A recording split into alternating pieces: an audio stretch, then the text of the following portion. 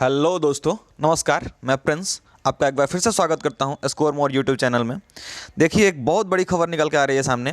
North Korea में आज के दिन में फूड क्राइसिस हो चुकी है। वहां पर लोगों के पास खाने के लिए कुछ भी नहीं बचा है और सरकार इससे निपटने के लिए अलग अलग तरीके अपना रही है। ये किम जोंग उन ये अक्सर खबरों में रहते हैं अपने पागलपंथी के लिए।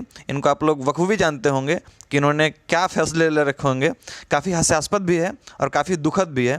देखिए, मैं आगे इस वीडियो में सब कुछ आपको डिस्कस करने वाला हूं कि सरकार क्यों वहां पे लोगों से मल मूत्र इकट्ठे करने के लिए कर रही है और उनको वापस अपने पास मंगवा रही है ताकि फर्टिलाइज़र बनाया जा सके, और कैसे बाकी जो देश हैं, अमेरिका और रसिया जैसे देश, वो इसकी मदद नहीं कर पा रहे हैं और यहाँ के लोग अब भूखे मरने के लिए तैयार हैं। तो आइए इस पूरे न्यूज़ को हम लोग यहाँ पे डिस्कस करते हैं, आखिर हुआ क्या है। देखिए, द वॉल स्ट्रीट जर्नल जो है वो एक नामी गिरामी यहाँ पे न्यूज़पेपर है। उसका कहना है कि किम जोंग यून ने खुद कहा है कि हमारे देश में अब फूड शॉर्टेज हो चुकी है, यहाँ के लोग खाने के लिए तरस रहे हैं। और ये क्यों हुआ है, तो वहाँ पे हैवी फ्लडिंग हुई है और साथ साथ कोविड-19 का जो पेंडेमिक चल रहा है, इसकी वजह से भी वहाँ पे ये दिक्कत सामने आ रही है। ये मिंट का आर्टिकल है जिसमें यह बताया जा रहा है कि यहाँ पे एक पैकेट कॉफ़ी यदि आप लेते हैं तो उसका कॉस्ट लगभग $100, यानी कि यदि आप इंडियन रुपीज़ में बात करते हैं तो लगभग 7300 रुपये, यानी 7300 रुपये एक कॉफ़ी के पैकेट का पैसा लग रहा है।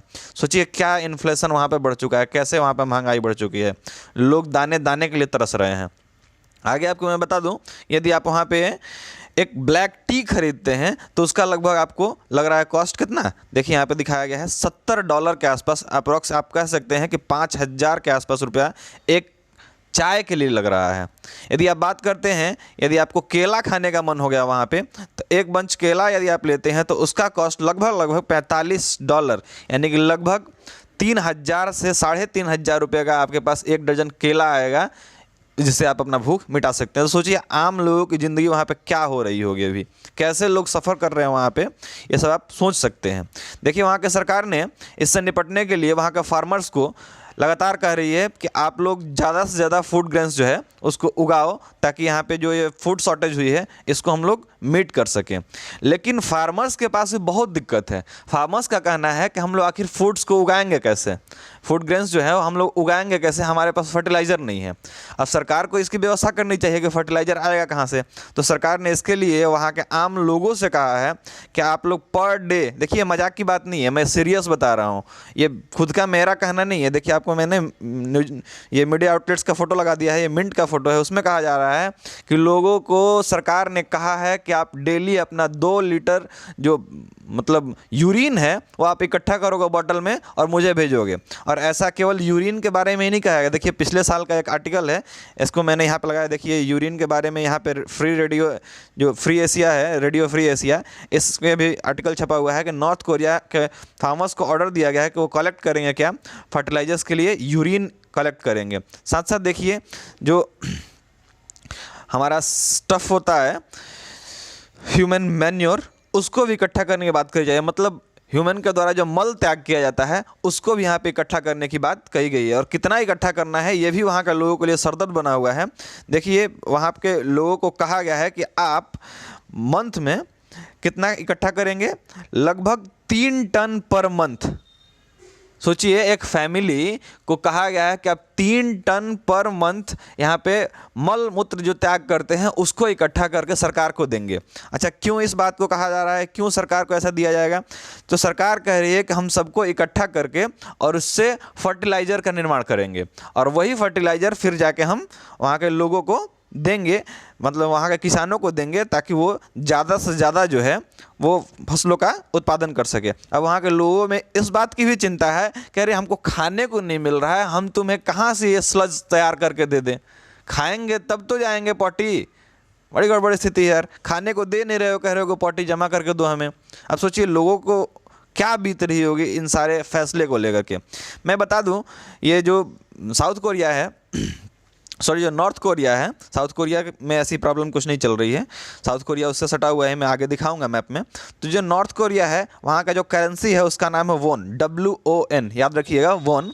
और अब जब मैं बात करूँ कि इंडियन रुपीज़ में उसका कितना पैसा मतलब अभी कन्वर्ट करने पर मिलेगा, तो लगभग 1 रुपया यदि आप लेते हैं इंडियन करेंसी, तो वो वॉन में यदि कन्वर्ट करते हैं तो हो जाएगा लगभग 12 रुपया 14 पैसा आज के डेट में, ये मैंने बता रहा है, मतलब मैंने बताया है आज के डेट में यदि आप कन्वर्ट करते हैं तो लगभग 12 रुपया पड़ेगा 1 रुपया के बराबर। तो सोचिए वहाँ पे इन्फ्लेशन किस कदर बढ़ रहा है और लोग किस कदर वहाँ पे परेशान होंगे। चलिए देखते हैं आगे नॉर्थ कोरिया की स्थिति क्या है। देखिए नॉर्थ कोरिया जो है उसका टोटल पॉपुलेशन अभी के सिनेरियो में देखें तो लगभग 2.6 करोड़ के आसपास है, ठीक है। 2.6 करोड़ वहाँ की टोटल जनसंख्या है।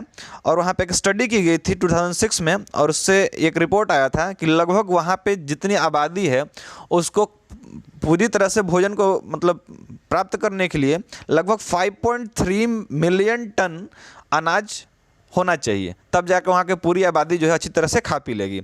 अब मैं आपको बता दूँ कि जो नॉर्थ कोरिया है उसका ज़मीन उतना फर्टाइल नहीं है कि वहाँ के सभी लोगों के लिए भोजन वो अपने धरती पर तैयार कर सके।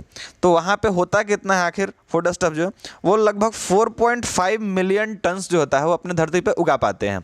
तो बाकी जो बच रहा है लगभग वो 0.8 मिलियन टन वो कहाँ से आता है। तो देखिए उसके आसपास के जो देश हैं जिसके इन्फ्लुएंस में वो लगातार रह रहा है, जैसे चाइना हो गया, रसिया हो गया, इन सब देशों से वो इंपोर्ट करके मंगाता है। अब ऐसा नहीं है कि चाइना से इंपोर्ट करके मंगाता है तो चाइना बहुत बड़ा ढेरी लगा के बैठा है, वो भी मर रहा है भूखे। आपको पता होना चाहिए, मैंने कुछ दिनों पहले एक वीडियो बनाया था कि लगातार सरसों तेल का दाम बढ़ रहा है, इसके पीछे का कारण एक चाइना भी था, क्योंकि चाइना में इतनी आबादी बढ़ रही है, वो धीरे धीरे अपने मतलब जो बायोफ्यूल है उस तरफ भी बढ़ रहा है। उसने पूरे देश से, पूरे विदेशों से जो ऑयल सीड्स हैं उनको खरीद के अपने पास इंपोर्ट कर लिया है, ताकि इससे हम बायोडीजल बना सके लोगों को खाने पीने के लिए, और मतलब एडिबल ऑयल्स बना सके। तो ऐसा नहीं है कि वो भी पूरा ढेरी लगा के बैठा हुआ है धान गेहूँ का कि आओ तुम हमसे मांगो और हम तुमको दे देंगे। अभी का देखिए सिचुएशन क्या हो गया है, क्यों ऐसा हुआ है वो मैं बता दूं। तो वहाँ पे स्थिति हो गई है बाढ़ की। कुछ दिनों पहले वहाँ पे बाढ़ आया था और इस वजह से वहाँ का जो अभी सिनेरियो चल रहा है टोटल कि बहुत सारा फसल उनका डूब गया, और फसल डूबने से अब क्या वहाँ का मिट्टी भी एक तरह से अभी थोड़ी सी मतलब अलग सी परत आ गई है, जिस कारण वहाँ पे फर्टिलिटी थोड़ी सी कम हो गई है, और साथ साथ जो पहले से फसल थी वो भी ख़राब हो चुकी है। और साथ साथ सबसे बड़ी दिक्कत क्या चल रही है कि नॉर्थ कोरिया ने अपना सारा बॉर्डर जो है वो सील कर दिया है बाकी देशों के साथ।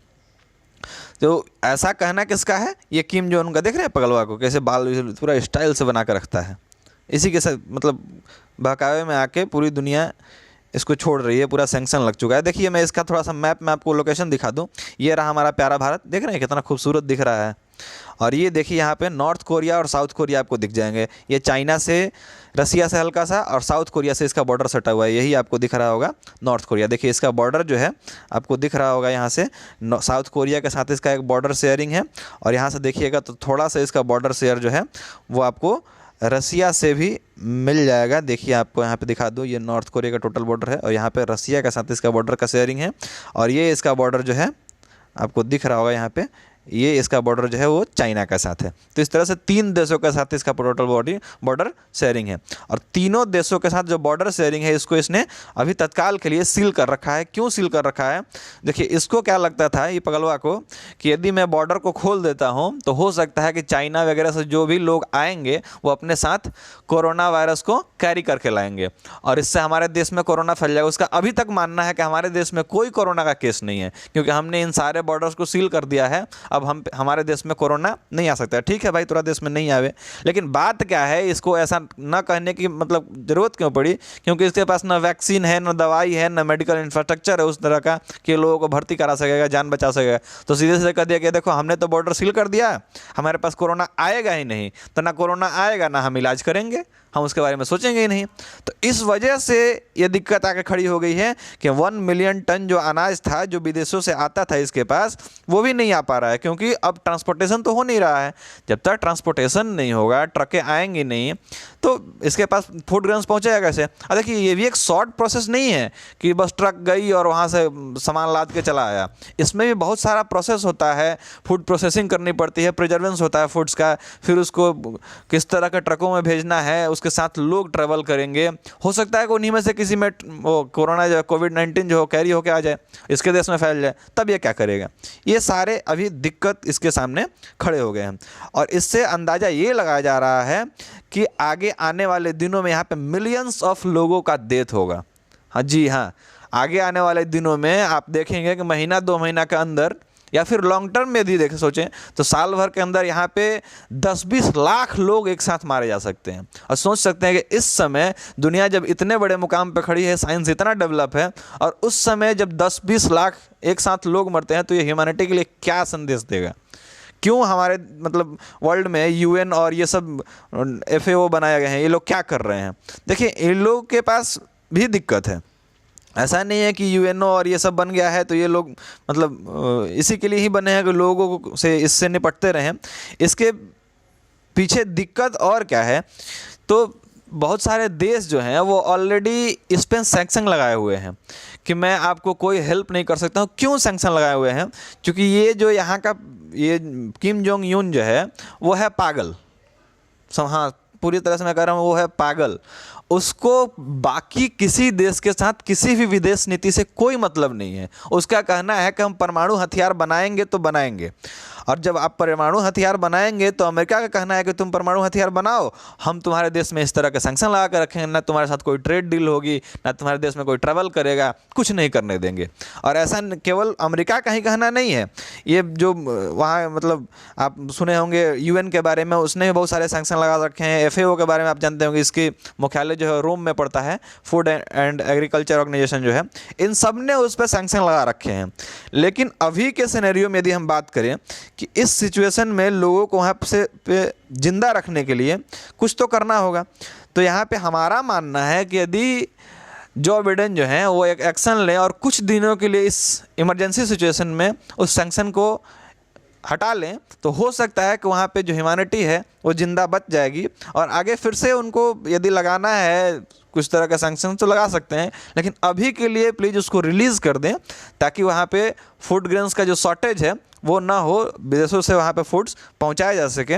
और इसके लिए वर्ल्ड लीडर को एक साथ आना चाहिए। हमें मानना है कि मोदी जी को भी इसके बारे में बात करनी चाहिए कि आप इस सिचुएशन को थोड़ा सा समझिए, और UN में भी इस मुद्दा को उठाना चाहिए कि ह्यूमैनिटी मर जाएगी। देखिए यहाँ पे बात किसी देश के नागरिक को मरने की नहीं है, क्योंकि देश के नागरिक की क्या दिक्कत है भाई, उसका क्या गलती है। उनको ना फूड मतलब परमाणु हथियार से मतलब है, ना UN से मतलब है, ना बाकी देशों से मतलब है।